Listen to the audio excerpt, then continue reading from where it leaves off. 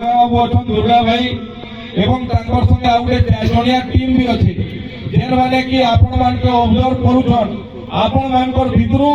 Odisha team रे select भी हेबे आउ दादा कहउतले 3टा एकेडमी दादा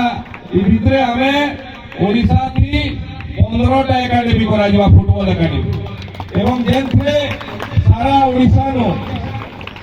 पाखा पाखी 1.5 लाख पिलांकर नो सिलेक्शन हवा सबु एकेडमी रे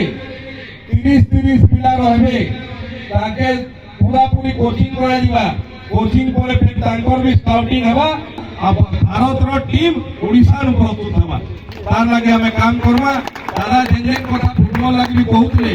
लीग मैच कथा हो अंडर 19 लीग हो डिस्ट्रिक्ट लीग माने हो एवं तार आके जाई करी हमें ओडिशा रो केनता सब स्कूल थी प्रत्येक दिन 2 घंटा स्कूल सरला परे छुआ माने फुटबॉल खेलबे तार व्यवस्था भी करवार लागि रास्ता बाहर करछु सीएम ट्रॉफी निश्चित भाव रे ओडिशा रे उठे लैंडमार्क ट्रॉफी हवा जेंति की तृणमूल स्तर नु छुआ माने खेली करी पारबे तार लागि मुई क्रीड़ा विभाग के क्रीड़ा मंत्री के बहुत बहुत धन्यवाद दोछे जे से भाव के विश्वास रे लेई करी आज भाव संगे मिसी करी